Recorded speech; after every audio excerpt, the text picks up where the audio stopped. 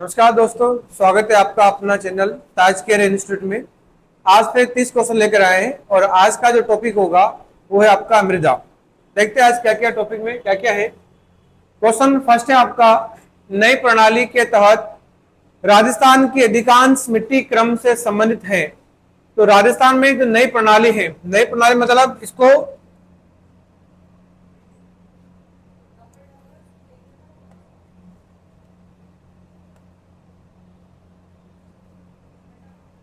नई प्रणाली मतलब ये जो है आपका नवीन वर्गीकरण है।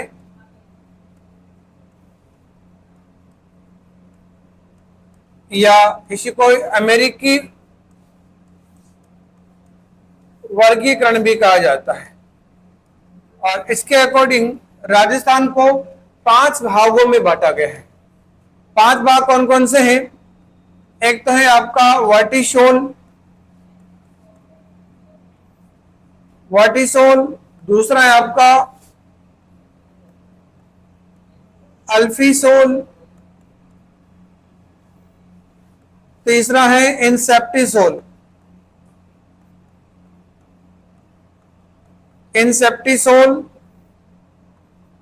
एक है आपका एरिडोसोल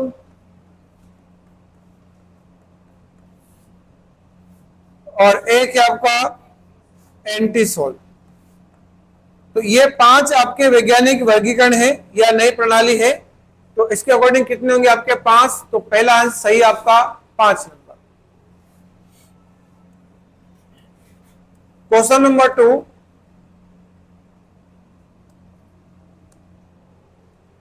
वर्टिसोल मृदा मुख्य रूप से पाई जाती है झालावाड़, कोटा, बूंदी, बारां जिलों में, चूरू, सीकर, झुंझुनू, नागौर जिलों में, सिरोही, पाली, उदयपुर, चित्तौड़गढ़ जिलों में, जैसलमेर, बाड़मेर, बीकानेर, जोधपुर जिलों में।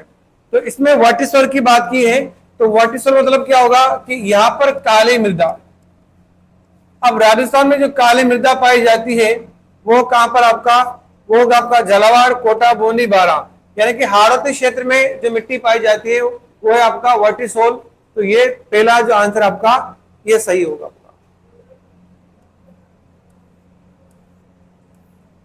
क्वेश्चन नंबर 3 है, राजस्थान के सिरोही और पाली जिलों में कौन से प्रकार की प्रधान मृदा मिलती है? 2 जिलों की बात की है, सिरोही और पाली में। तो देखिए इसके अकॉर्डिंग राजस्थान में आपके 5 प्रकार की मृदा है।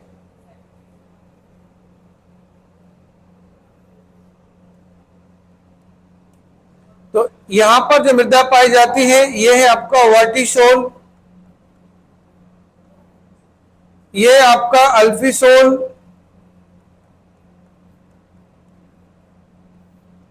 यहां पर है आपका इंसेप्टिसोल,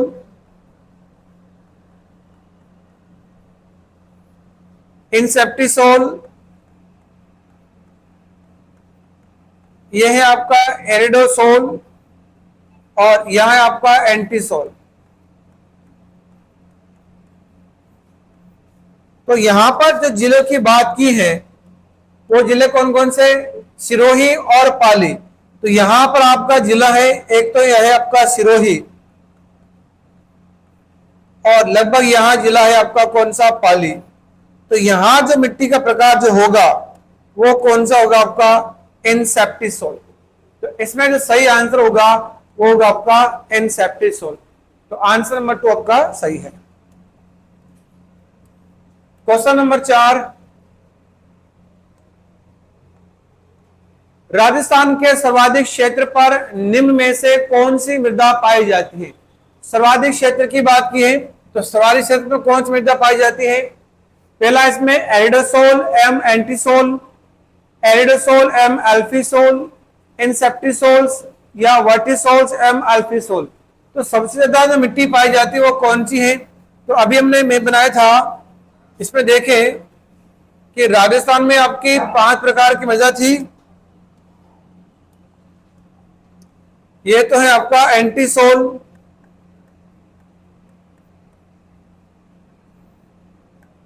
ये एरिडोसोल,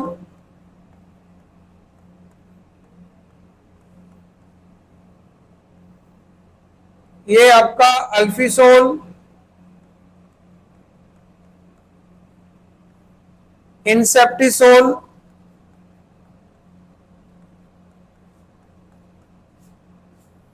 और ये है वर्टिसोल।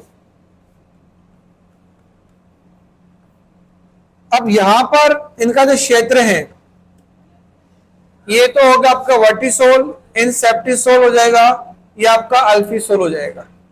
अब इसमें जो सर्वाधिक जो आपका मात्रा है वो किसकी है? एक तो एंटीसोल की और एक आपका एल्डोसोल, क्योंकि ये जो क्षेत्र है ये दोनों किस में आते हैं? ये दोनों आते हैं आपके मरुस्थल वाले पार्ट में। तो राजस्थान के लगभग 61.11% भाग पर आपका मरुस्थल है। तो एंटीसोल और एल्डोसोल दोनों आपके मरुस्थल में आती हैं। तो इसमें जो सही आंसर होगा वो होगा एल्डोसोल एवं एंटीसोल। तो पहला आंसर आपका सही होगा कि सर्वाधिक क्षेत्र में कौन सी मृदा पाई जाती है? तो एल्डोसोल एवं एंटीसोल आपका सही होगा। क्वेश्चन नंबर 5 है। क्वेश्चन नंबर 5 है, राजस्थान में भूरी मिट्टी का प्रसार क्षेत्र है। भूरी मिट्टी कहां पाई जाती है? तो बनास नदी का प्रवाह क्षेत्र में, राजस्थान का दक्षिणी भाग में, हाड़ौती के पठार में, अरावली के दोनों तरफ के भाग में। अब देखिए भूरी मिट्टी कहां मिलती है? तो राजस्थान में देखें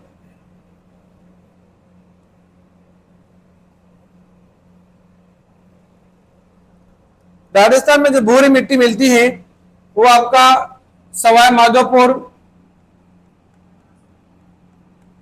आपका बूंदी, भीलवाड़ा, टोंक, इन क्षेत्रों में जो मिट्टी पाई जाती है ये कौन सी मिलेगी आपको? ये मिलती है आपकी भूरी मिट्टी। जबकि राजस्थान के हाड़ौती क्षेत्र में, इस वाले क्षेत्र में जो मिट्टी पाई जाती है ये पाई जाती है काली मिट्टी, यानी कि कोटा, बूंदी, बारा, झालावाड़। और इस क्षेत्र में जो आपका अरावली वाला पार्ट है यहां जो मिट्टी पाई जाती है ये मिलती है आपकी पर्वतीय मिट्टी। पर्वतीय मिट्टी। इसके अलावा इस क्षेत्र में जो मिट्टी पाई जाती है ये है आपका सिरोजा मिट्टी। और सबसे ज्यादा मात्रा में जो मिट्टी पाई जाती है यह है आपकी रेतीली मिट्टी।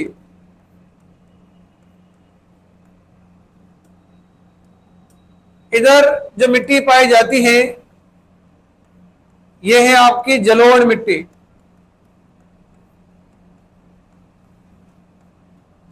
जलोढ़ मिट्टी यहां पर डूंगरपुर, बांसवाड़ा, उदयपुर, इन जिलों में जो मिट्टी मिलती है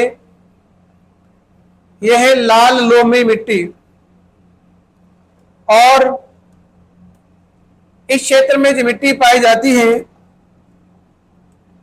यह है आपका मिश्रित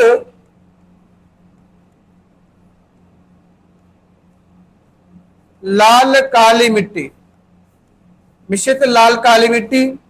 और यहां जो मिट्टी मिलती है यह है मिश्रित लाल पीली मिट्टी।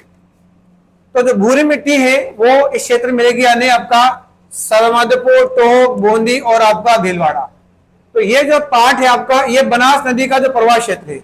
इधर एक नदी बहती है आपकी, तो ये नदी तो कौन सी आपकी चंबल नदी है, और इधर एक नदी बहती है ये है आपकी बनास नदी। तो ये जो बनास नदी जो है इनकी जो सहायक नदियां हैं इन क्षेत्र में जो मिट्टी मिलेगी वो हो गया आपकी भूरी मिट्टी। तो सही जो आंसर होगा वो होगा आपका बनास नदी का प्रवाह क्षेत्र। जबकि राजस्थान का दक्षिणी भाग की बात करें तो इसमें तो आपके लाल लोमी मिट्टी मिलती है। हाड़ौती के पठार की बात करें तो यहाँ पर काली मिट्टी मिलती है। और अरावली के दोनों तरफ की बात करें तो इधर आपके लाल मिश्रित लाल काली मिट्टी या फिर इधर आपकी रेतीली मिट्टी पाई जाती है। तो सही जो आंसर होगा वो होगा आपका बनास नदी का प्रवाह क्षेत्र आपका सही होगा। क्वेश्चन नंबर 6 है,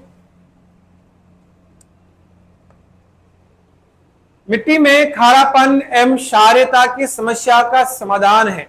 समाधान की बात की है, क्या समाधान है? अगर मिट्टी लवणीय हो जाए, क्षारे हो जाए या इसमें नमक छा जाए या खारापन हो जाए तो उसका समाधान क्या है।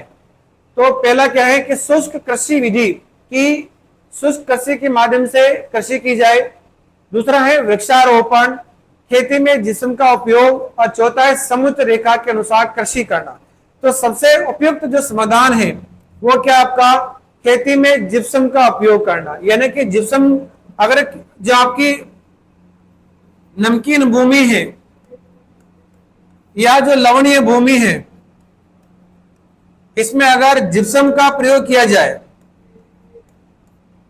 या फिर इसके आसपास यूकेलिप्टस यानी कि सफेदा का अगर पौधा लगाया जाए तो अधिकांश रूप से इसमें इस समस्या से छुटकारा मिल सकता है। यानी कि क्षारीयता कम हो सकती है या खारापन आपका कम हो सकता है। तो सही जो आंसर होगा वो होगा खेती में जिप्सम का उपयोग करना। क्वेश्चन नंबर 7 है,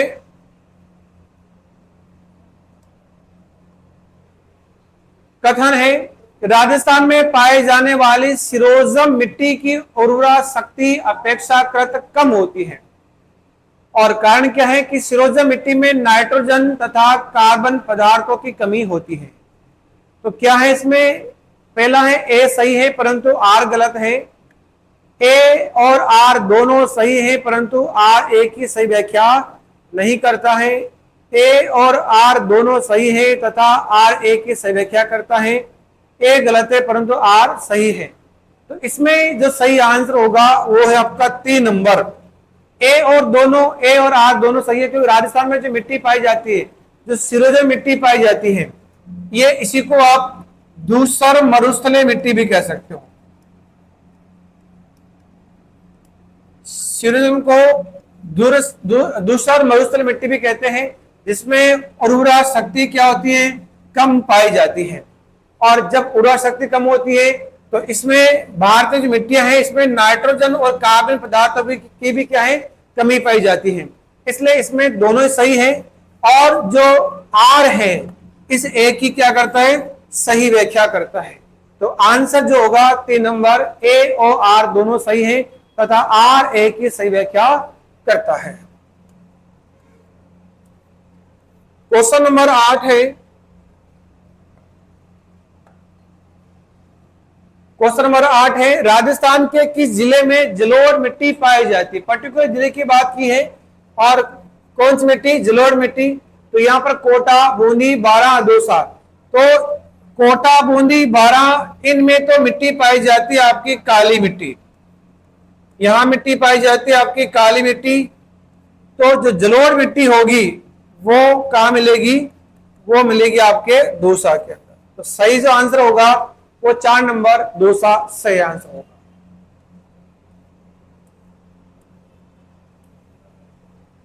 क्वेश्चन नंबर 9, क्वेश्चन नंबर 9 है राजस्थान में जलोढ़ मृदा के बारे में कौन सा कथन सत्य नहीं है। नहीं है, कौन सा है, यह मृदा राजस्थान के उत्तरी एवं पूर्वी जिलों में पाई जाती है। ये तो सही है कि राजस्थान में जो आपकी जलोढ़ मृदा है वो कहां मिलेगी, तो ये तो आपका उत्तरी पूर्वी भाग हो गया। इस क्षेत्र में आपकी जलोढ़ मृदा पाई जाती है, इस क्षेत्र में जलोढ़ मृदा पाई जाती है। दूसरा है इसका रंग हल्का भूरा लाल है और इसका गठन बलुई दोमट मिट्टी का होता है। सही है, इसका रंग हल्का भूरा लाल होता है और इसका गठन भी क्या होता है, बलुई दोमट द्वारा किया जाता है। क्योंकि जब नदियां बहती है तो अपने साथ बलुई मिट्टी बहा कर लाती है तो इसका निर्माण होता है। तो ये दूसरा भी आपका सही है। और यह एक उपजाऊ मृदा है, यानी सबसे ज्यादा जो उपजाऊ मिट्टी मानी जाती है वो आपका उपजाऊ जलोढ़ मृदा ही होती है। चौथा, इसमें इस मृदा में नाइट्रोजन की पर्याप्त मात्रा होती है। नहीं, क्योंकि भारतीय जो मिट्टियां होती हैं, भारतीय जो मिट्टियां हैं सभी मिट्टियों में नाइट्रोजन, फास्फोरस और ह्यूमस, इनकी कमी पाई जाती है। तो ये चौथा आपका सही नहीं है। तो इसमें जो सही आंसर होगा 4 नंबर कि इस मृदा में नाइट्रोजन की पर्याप्त मात्रा होती है। क्वेश्चन नंबर 10, राजस्थान की मिट्टी के संबंध में सही उत्तर चुनिए। क्या है कि थार मरुस्थल में ग्रेनाइट और बलुआ पत्थर सेलों से बलुई मिट्टी का निर्माण होता है। दूसरा है दक्षिण भाग में ग्रेनाइट, नीस और क्वार्ट्जाइट सेलों से लाल लोमी मिट्टी का निर्माण होता है। और तीसरा है दक्षिण पूर्वी भाग में बेसाल्ट लावा के क्षरण से काली मिट्टी का निर्माण हुआ है। और चौथा है दक्षिण भाग में फास्फेट सेलों के क्षरण से मिश्रित मिट्टी का निर्माण हुआ है। अब इसमें सही जो उत्तर है वो आपका 3 नंबर होगा, क्योंकि दक्षिण पूर्व पठार जो है यहाँ पर ज्वालामुखी द्वारा लावा निर्मित मिट्टी पाई जाती है, जो कि काली मिट्टी होती है, और ये एक प्रकार का बेसाल्ट लावा होता है। तो यहाँ पर सही जो आंसर होगा वो आपका 3 नंबर होगा। दक्षिण पूर्वी भाग में बेसाल्ट लावा के क्षरण से काली मिट्टी का निर्माण हुआ है।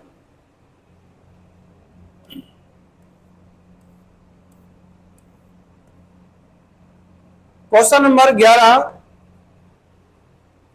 कौन सी मृदा को ऊसर, कल्लर, रेह या अल्काइन आदि के रूप में भी जाना जाता है? तो यहां पर देखें तो जो आपकी लवणी मिट्टी है इसको इन सभी नामों से जानते हैं। लवण मिट्टी को रेह, कल्लर, ऊसर, चापेन, नमकीन, क्षारीय, लवणीय,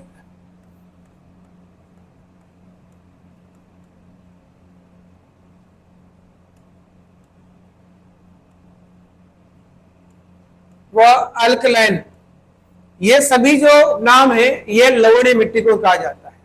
तो यहां पे सही आंसर होगा 3 नंबर, लवणीय मिट्टी आपका हो जाएगा।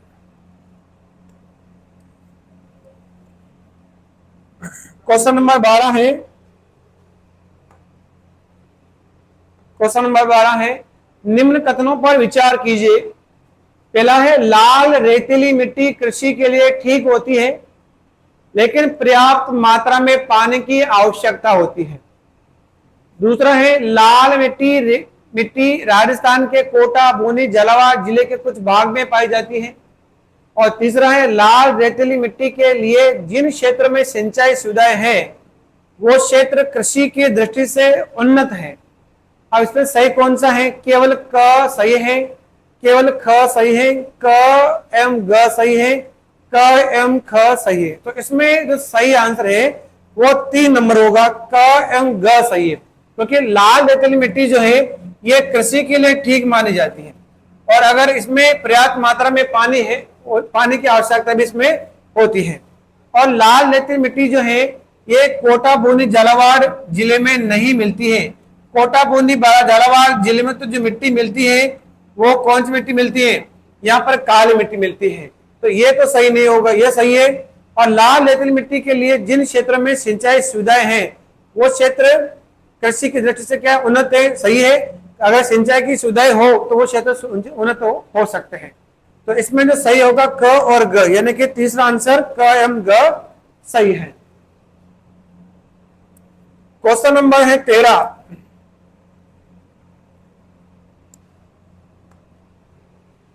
वह जिला युग्म जहां लाल व पीली मृदा पाई जाती है। लाल पीली की बात की है तो अलवर, भरतपुर, बारां, कोटा, पाली, जोधपुर, अजमेर, भीलवाड़ा। अब देखिए यहां पर हम बात करें अलवर, भरतपुर में जो मिट्टी पाई जाती है, यहां पाई जाती है आपकी जलोढ़ मिट्टी। बारां, कोटा में जो मिट्टी पाई जाती है यहां पाई जाती है आपकी काली मिट्टी। और पाली, जोधपुर में जो मिट्टी पाई जाती है ये पाई जाती है रेतीली मिट्टी। तो जयपुर, अजमेर और भीलवाड़ा में जो मिट्टी पाई जाती है ये पाई जाती है आपकी लाल पीली मिट्टी। तो सही जो आंसर होगा ये होगा Ajmer, Bhilwara, answer number 4। Question number 14 है,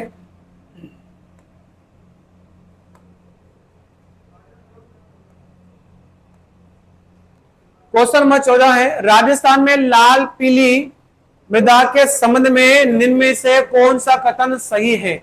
लाल पीली मृदा के संबंध में पूछा है। अब पहला है, यह मृदा शिष्ट ग्रेनाइट तथा निज चट्टानों के विखंडन से बनी है।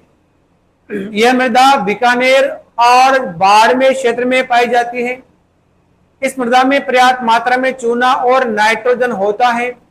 यहाँ मूंगफली तथा कपास के लिए उपयुक्त नहीं होती। ठीक है, तो इसमें सही कौन सा है? तो लाल और पीली की बात की है, तो इस मिट्टी में यह मृदा यह मूंगफली तथा कपास की खेती के लिए उपयुक्त नहीं है। तो यहां पर देखें, इसमें पहला आंसर सही होगा आपका। यह मृदा शिष्ट ग्रेनाइट तथा निज चट्टानों के विखंडन से बनी है।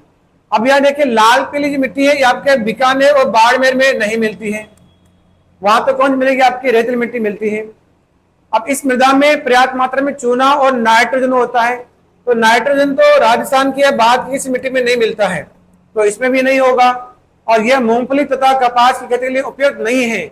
जबकि लाल पीली मिट्टी जो है यह मूंगफली के लिए क्या अच्छी मानी जाती है। तो यहां पर जो सही आंसर है वो होगा आपका, यह मृदा शिष्ट ग्रेनाइट तथा निज चट्टानों के विखंडन से बनी है। क्योंकि राजस्थान में जो आपका जो रावली क्षेत्र है तो उसका निर्माण आपका ग्रेनाइट निज चट्टानों से हुआ है। क्वेश्चन नंबर 15 है, मृदा का प्रकार जो कि राजस्थान में प्रमुखतः झालावाड़, बारां, कोटा जिलों में पाया जाता है। अब भूरी रेतीली मृदा, काली रेगुर मृदा, लाल मृदा, लवणीय रेतीली मृदा। तो भूरी रेतीली मृदा तो जो है ये आपके कहाँ मिलेगी? आपका श्री गंगानगर, हनुमानगढ़, शेखावाटी, इन क्षेत्रों में जो मिट्टी मिलती है ये मिलती है आपकी भूरी रेतीली मिट्टी। जबकि काली रेगुर मिट्टी मिलेगी आपको आपका झालावाड़, कोटा, बारां, बूंदी, चित्तौड़गढ़, इन जिलों में काली मिट्टी मिलती है। और जो लाल मिट्टी मिलती है तो ये आपका उदयपुर है, डूंगरपुर, बांसवाड़ा, सलूम्बर, तो इनमें लाल मिट्टी मिलती है। जबकि लवणीय रेतीली मिट्टी कहाँ मिलती है? तो लवणीय रेतीली मिट्टी मिलेगी आपको हनुमानगढ़, श्रीगंगानगर, बीकानेर, जालोर, बाड़मेर और बालोतरा, इन जिलों में लवणीय मिट्टी मिलती है। तो इसमें क्या है कि मृदा प्रकार जो है राजस्थान में झालावाड़, बारां, कोटा मिलती है, तो वो कौन सा होगा आपका? काली रेगुर मृदा, ये आपका सही आंसर हो जाएगा। क्वेश्चन नंबर 16 है, कौन सी मृदा स्वजोत के लिए जानी जाती है? स्वजोत यानी कि जिसकी जुताई स्वतः हो जाए वो क्या कहलाता है? स्वजोत। तो लाल रेतीली मिट्टी, भूरी रेतीली मिट्टी, काली मिट्टी या कछारी मिट्टी। तो इसमें सही से आंसर जो होगा वो काली मिट्टी, क्योंकि काली मिट्टी जो है ये आपकी चिकनी व बारीक कणों वाली मिट्टी होती है। और इस मिट्टी में जल ग्रहण करने की क्षमता ज्यादा होती है। तो जब जल की मात्रा कम हो जाती है या आर्द्रता कम हो जाती है तो इस मिट्टी में दरारें आ जाती हैं, और उन दरारों को क्या कहा जाता है? स्वजोत कहा जाता है। तो सही आंसर जो होगा काली मिट्टी।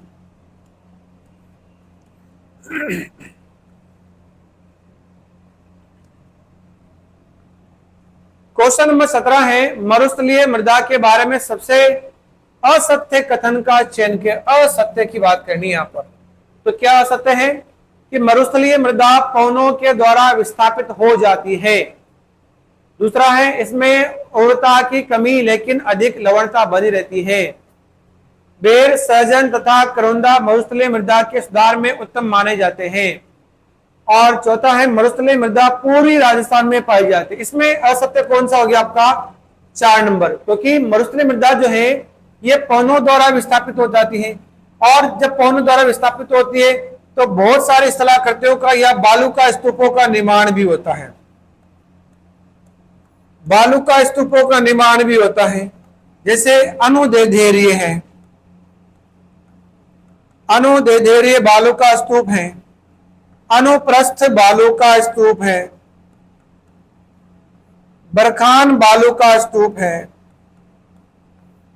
परवलिक बालू का स्तूप है, तारा बालू का स्तूप है, सब्र काफिज है, नेटवर्क बालू का स्तूप है। ये सब भी बालू का स्तूपों का निर्माण मरुस्थल में मृदा जो है ये पवनों द्वारा विस्थापित हो जाते हैं, तो इन स्थलाकृतियों का निर्माण होता है। और इसमें ऊर्जा की कमी होती है, लेकिन अधिक लवणता भी बनी रहती है, यानी कि मोटे कणों वाली होती है तो इसमें ऊर्जा क्षमता कम होती है, और इसमें नमक की मात्रा भी ज्यादा होती है। और इसमें सुधार के लिए इन पौधों को लगा सकते हैं, बेर है, सहजन है, करौंदा है, तो ये मरुस्थल को सुधार के लिए उपयुक्त माने जाते हैं। लेकिन जो मृदा जो है मरुस्थल मृदा जो है ये पूरी राजस्थान में नहीं पाई जाती है, ये तो कहाँ मिलती है आपके पश्चिम राजस्थान में मिलती है। तो सही जो आंसर होगा इसमें 4 नंबर, मरुस्थल मृदा पूरी राजस्थान में पाई जाती है। क्वेश्चन नंबर 18, राजस्थान के निम्न में से किस क्षेत्र में मरुस्थलीय मृदा नहीं पाई जाती है? राजस्थान के निम्न में से किस क्षेत्र में मरुस्थलीय मृदा नहीं पाई जाती? मरुस्थलीय की बात की है यहाँ पर, और नहीं पाई जाती है। कौन कौन है? कोटा, चूरू, नागौर और जोधपुर। इसमें से चूरू, नागौर और जोधपुर इन सभी में तो मरुस्थलीय मृदा पाई जाती है, जबकि कोटा में मरुस्थलीय मृदा नहीं पाई जाती है। कोटा में जो मृदा पाई जाती है वो कौन सी मिलती है? ये होगा आपका काली मृदा। तो सही आंसर आपका 1 नंबर कोटा सही हो जाएगा। क्वेश्चन नंबर 19, क्वेश्चन नंबर 19 से कौन सा कथन राजस्थान की लेटेराइट मृदा के बारे में सही नहीं है? लेटेराइट के बारे में पूछा है। यह कायांतरित एवं रवेदार चट्टानों से बनी है। यह मृदा डूंगरपुर में पाई जाती है। लौह अंश की उपस्थिति के कारण यह लाल नजर आती है। इसमें पर्याप्त मात्रा में फास्फोरस होता है। तो इसमें सही नहीं है। तो कौन सा सही नहीं है? 4 नंबर, क्योंकि राजस्थान की मिट्टियों में नाइट्रोजन, फास्फोरस और ह्यूमस की कमी तो मिलती ही है, तो इसमें फास्फोरस पाया जाता है ऐसा नहीं है। जबकि ये मिट्टी जो है कायांतरित और रवेदार चट्टानों से बनी होती है, और ये आपके डूंगरपुर, बांसवाड़ा में इस प्रकार की मिट्टी मिलती है। और इसका रंग जो है लौह अंश की उपस्थिति के कारण इसका रंग लाल हो जाता है, या फिर आयरन ऑक्साइड की अधिकता के कारण इसका रंग लाल हो जाता है। तो सही आंसर जो होगा 4 नंबर, इसमें पर्याप्त मात्रा में फास्फोरस पाया जाता है। क्वेश्चन नंबर 20 है, निम्न में से कौन सी पीएच परास क्षारीय मृदा की सूचक है? अच्छा, क्षारीय के लिए पूछा भाई कौन सा पीएच है। देखो पीएच मान जो होता है इसमें 1 से लेकर 14 तक, इसमें 1 से लेकर 14 तक मान होता है, 1 से 14 तक मान होता है, और बीच में 7 होता है जो न्यूट्रल होता है, उदासीन होता है। अगर मृदा का पीएच 1 से 7 के बीच में है तो मृदा जो है ये अम्लीय होती है, और 7 से 14 के बीच में अगर पीएच होता है तो मृदा कैसी होती है? क्षारीय होती है। तो यहाँ पर क्षारीय की बात की है, तो यहाँ पर देखें तो यहाँ पर क्या होगा? 2.3 से 3.6, 7, 4.2 से 4.8, 7 से ऊपर। तो यहाँ पर सही आंसर क्या होगा क्षारीय के लिए? 7 से ऊपर, क्योंकि 7 अगर होगा तो मृदा जो है ये कैसी होती है? उदासीन होती है, न्यूट्रल होती है। लेकिन ये क्षारीय की बात की है तो यहाँ पर 7 से ऊपर होगा, यानी 7 से 14 के बीच होगा। तो सही आंसर 4 नंबर होगा, 7 से ऊपर। क्वेश्चन नंबर 21 है,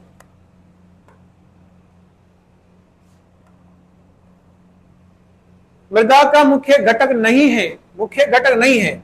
नहीं है की बात की है खनिज, ह्यूमस, लवण और जल। अब देखिए मृदा में मृदा के अंदर जल सहित 17 प्रकार के पोषक तत्व पाए जाते हैं। 17 प्रकार के पोषक तत्व पाए जाते हैं। इसमें से आपका खनिज भी होता है, ह्यूमस भी है और आपका जल भी है। तो इसमें कौन नहीं है? आपका लवण। ठीक है, तो इसमें आपका घटक नहीं है लवण, तो सही आंसर होगा 3 नंबर। क्वेश्चन नंबर 22,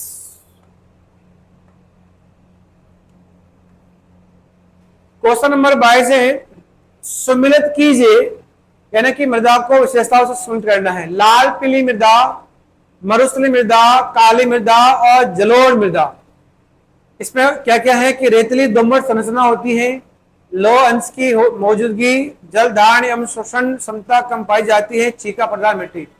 तो लाल पीली जो मिट्टी है इसमें सही क्या होगा? इसमें ये तो होगा कि इसमें लौह अंश की मौजूदगी होती है, क्योंकि आयरन ऑक्साइड की मात्रा होगी तो इसमें इसका रंग लाल हो जाता है। और मरुस्थली मृदा यानी कि इसमें जल धारण करने की और शोषण करने की क्षमता कम पाई जाती है, तो बी में हो जाएगा 3 नंबर। और काली मृदा जो है, काली मृदा जो है ये कैसी होती है? ये होती है आपकी चीका प्रधान मृदा। और जलोढ़ मृदा कैसी होगी? ये होगी रेतीली दोमट संरचना वाली। ठीक है, तो इसमें जो सही आंसर होगा, जो सही जोड़ा बनेगा, तो ए में तो हो गया 2 नंबर, बी में हो गया आपका 3, सी में हो गया 4 और डी में हो गया आपका 1 नंबर। ठीक है, तो ए 2, बी 3, सी 4 और डी आपका 1 हो जाता है।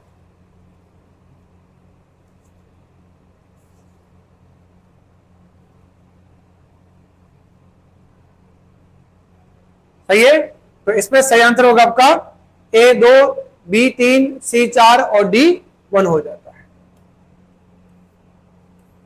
क्वेश्चन नंबर 23 है,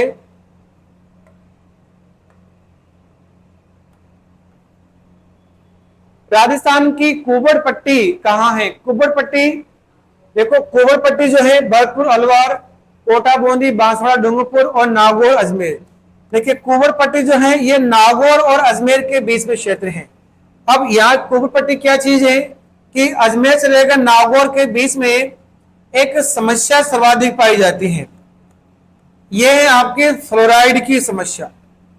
फ्लोराइड की समस्या क्यों है? क्योंकि इस क्षेत्र में ज्यादातर लवणीय जल पाया जाता है और जिस जल में नमक की मात्रा ज्यादा होती है उसमें फ्लोराइड की मात्रा भी ज्यादा होती है।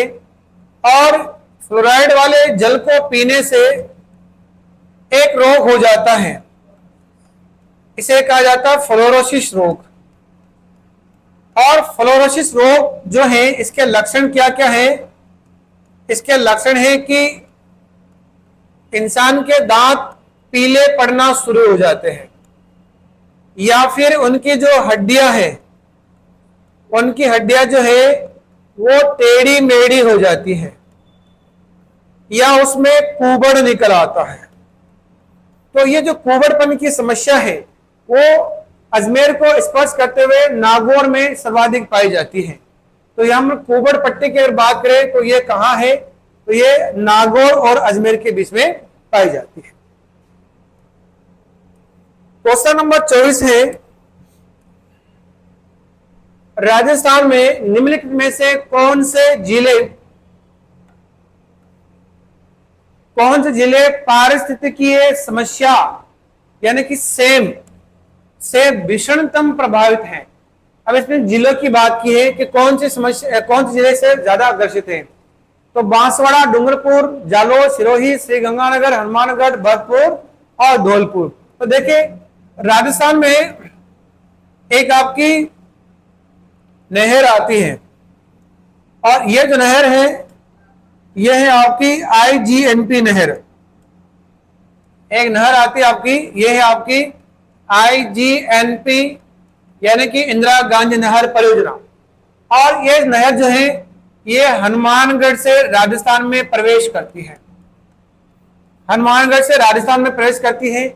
और इस नहर के द्वारा इस क्षेत्र में यानी इस नहर के आसपास जो है एक दलदली क्षेत्र बन गया है, यानी यहाँ पर जल की मात्रा क्या है, ज्यादा हो गई है। जल की मात्रा क्या है यहाँ पर, ज्यादा होगी, अधिक हो गई है। तो इस क्षेत्र में जो भूमि है, जो मिट्टी है, वो जल को सोख नहीं पा रही है। इस कारण ये जो क्षेत्र है ये एक प्रकार से दलदली टाइप हो जाता है। तो इस दलदली भाग को क्या कहा जाता है, इसको कहा जाता है सेम की समस्या। और ये ज्यादा कहां पर है, तो ये ज्यादा समस्या जो कहां पर है, ये आपका श्री गंगानगर और आपके हनुमानगढ़ जिले में ज्यादा पाई जाती है। तो सही जो आंसर होगा 3 नंबर हो जाएगा, श्री गंगानगर हनुमानगढ़। क्वेश्चन नंबर 25 है, बड़ोपल गांव जिसके लिए प्रयास जाना जाता है वह है बड़ोपल गांव। जिप्सम का उत्पादन, कपास का उत्पादन, भूगर्भीय जल का ऊसर आकर एकत्रित हो जाना, या सेम, या पशु मेला। अब बड़ोपल गांव जो है मुख्य रूप से किसके लिए जाना जाता है भाई, ये सेम के लिए जाना जाता है। क्योंकि हनुमानगढ़ में एक गांव है आपका, हनुमानगढ़ में गांव है, ये है आपका बड़ोपल गांव। और बड़ोपल गांव जो है ये आपके IGNP के पास से गुजरता है, या पास ही है। तो सबसे ज्यादा जो पानी की जो प्रवाह होता है वो आपके हनुमानगढ़ बड़ोपल से ही होता है। तो सबसे ज्यादा समस्या जो है वो कहाँ मिलेगी आपको, इसी क्षेत्र में। यानी कि यहाँ पर जो समस्या है वो क्या है, सेम की समस्या है, और वो किस मिलेगी आपको, बड़ोपल गांव में। तो सही आंसर होगा 3 नंबर, भूगर्भीय जल का ऊसर आकर एकत्रित हो जाना, या फिर सेम की समस्या। सेम मतलब यानी कि नमक का ऊपर आ जाना, नमक का ऊपर आ जाना सेम की समस्या कहलाता है। क्वेश्चन नंबर 26 है,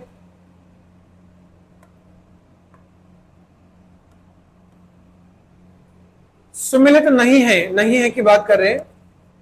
उदयपुर चित्तौड़गढ़ लाल काली मिट्टी, अलवर जयपुर दोमट मिट्टी, श्री गंगानगर हनुमानगढ़ भूरी बलुई मिट्टी, कोटा झालावाड़ काली मिट्टी। तो इसमें कौन सा सुमिलित नहीं है, तो इसमें होगा आपका सही आंसर श्री गंगानगर हनुमानगढ़। यहां पर भूरी बलुई नहीं मिलेगी, यहां पर आपको रेतीली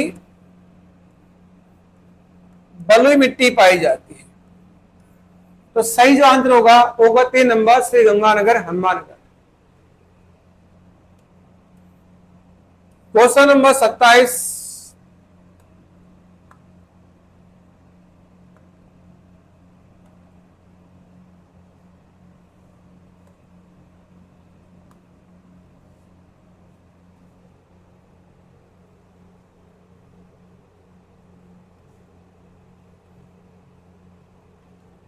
राजस्थान के निम्न बेसिनों में से कहां अधिकतम बीहड़ भूमि पाई जाती है। बीहड़ की बात की भाई, तो राजस्थान में सर्वाधिक जो बीहड़ है कहां मिलेंगे, चंबल, मध्य माही, ऊपरी बनास, लूणी।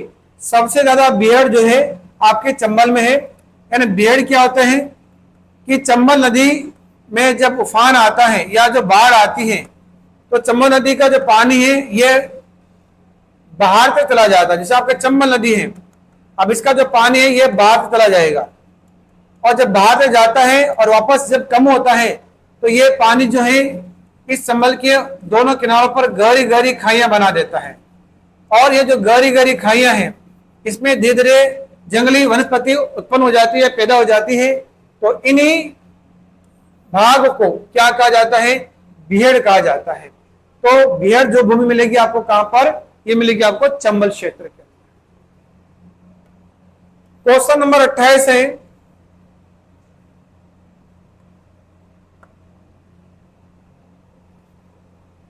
राजस्थान में उत्खात भूमि स्थलाकृतियां दिखाई देती है। कोटा और बूंदी, जैसलमेर और बाड़मेर, गंगानगर और हनुमानगढ़, सवाई माधोपुर, करौली और धौलपुर। तो उत्खात भूमि की बात की तो उत्खात भूमि जो है आपके सवाई माधोपुर, करौली और धौलपुर मिलती है। यानी कि जो आपका डांग या जो बीहड़, ये जो क्षेत्र है इन्हीं को क्या कहा जाता है, उत्खात भी कहा जाता है। हालांकि ये उबड़ खाबड़ क्षेत्र होते हैं, ये उबड़ खाबड़ क्षेत्र होते हैं, और इन क्षेत्रों को अगर समतल कर दिया जाए तो ये एक प्रकार से उपजाऊ क्षेत्र बन जाता है। तो ये जो उबड़ खाबड़ क्षेत्र है या जो अनुपजाऊ क्षेत्र है उन्हें क्या कहते हैं, उन्हें उत्खाद कहा जाता है। तो ऐसे क्षेत्र क्या मिलते हैं आपके चंबल के दोनों किनारों मिलेंगे। तो ये कहां पर आपका सवामाधोपुर, करौली और एक आपका धौलपुर हो जाता है। तो सही आंसर 4 नंबर हो जाएगा। क्वेश्चन नंबर 29 है, मृदा अपरदन का निम्नलिखित में से कौन सा एक कारण नहीं है। कारण नहीं है, मृदा अपरदन की बात की और कौन सा कारण नहीं है। पहला है अतिचारण, दूसरा बाढ़, तीसरा है भूस्खलन और चौथा है आपका वन रोपण। इसमें सही आंसर होगा आपका 4 नंबर, क्योंकि अतिचारण अगर पशु को क्षमता से ज्यादा अगर चलाया जाए तो वहां की जो मिट्टी वो ढीली पड़ जाती है और जब हवा चलती है या पानी आता है तो उसमें मृदा का कटाव होता है या मृदा का अपरदन होता है। तो ये तो मुख्य कारण है ही सही। दूसरा बाढ़, बाढ़ जब आते है तो मिट्टी का कटाव अवश्य होता है। और भूस्खलन, जब लैंडस्लाइड होता है या भूस्खलन होता है तभी मिट्टी का कटाव होता है, मृदा का अपरदन होता है। लेकिन जब वृक्षारोपण करते हैं तो उससे मिट्टी का कटाव नहीं होता है, जबकि उससे मिट्टी का क्या होता है, बचाव होता है। जब पेड़ जो है इसकी जो जड़ें हैं वो मिट्टी को क्या करती है, जकड़ कर रखती हैं। तो ये इसका कारण नहीं है। तो सही आंसर क्या होगा, वन रोपण सही हो जाएगा। और आज का जो लास्ट क्वेश्चन है आपका 30 नंबर,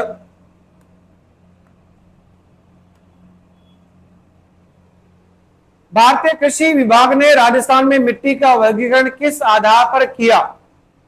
अब भारतीय कृषि विभाग की बात की है कि मिट्टी का जो वर्गीकरण किया गया था किस आधार पर किया गया था। तो मिट्टी की स्थिति के आधार पर, मिट्टी की उर्वरता के आधार पर, मिट्टी के पीएच मूल्य के आधार पर या मिट्टी के गुणों के आधार पर। तो यहाँ पर जो वर्गीकरण किया गया था वो किया गया था मिट्टी की उर्वरता के आधार पर, क्योंकि मिट्टी जितनी उर्वरता होगी उसके अकॉर्डिंग उसमें सीमांकन किया गया है। जैसे हम बात करें, जैसे आपकी रेतीली मिट्टी है, अब रेतीली मिट्टी इसके जो कण हैं ये मोटे होते हैं और मोटे कणों में जल ग्रहण करने की क्षमता कम होती है, जिसमें ये आपकी अनुपजाऊ मिट्टी होती है। और जैसे एक मिट्टी आपकी शिरोजम मिट्टी, शिरोजम या इसको धूसर मरुस्थल मिट्टी भी कहते हैं। तो ये मिट्टी भी आपके मध्यम मोटे कणों वाली होती है और इसमें भी जल ग्रहण करने की क्षमता कम होती है। और ये मिट्टी जो है इसमें भी कृषि कार्य यानी कृषि के लिए ये क्या मानी जाती है, अनुपजाऊ मानी जाती है। जबकि इसकी अपेक्षा काली मिट्टी, जलोढ़ मिट्टी, लाल लोमी मिट्टी, भूरी मिट्टी और लाल काली मिट्टी, ये आदि मिट्टियां जो है ये सब उपजाऊ या उर्वर मिट्टी मानी जाती है। तो इसलिए इस क्षेत्र को यानी इस मिट्टी को उर्वरता के आधार पर वर्गीकरण किया गया है। तो सही आंसर होगा इसमें 2 नंबर आपका सही हो जाएगा। तो ये आज आपके 30 क्वेश्चन थे आज के। तो आशा करते हैं कि आपको समझ में आए होंगे। इसको एक बार दोबारा रिपीट करके देखें तो इससे आपको एक बहुत अच्छी मार्क्स मिलेगा। तो इसके साथ आज का धन्यवाद, थैंक यू।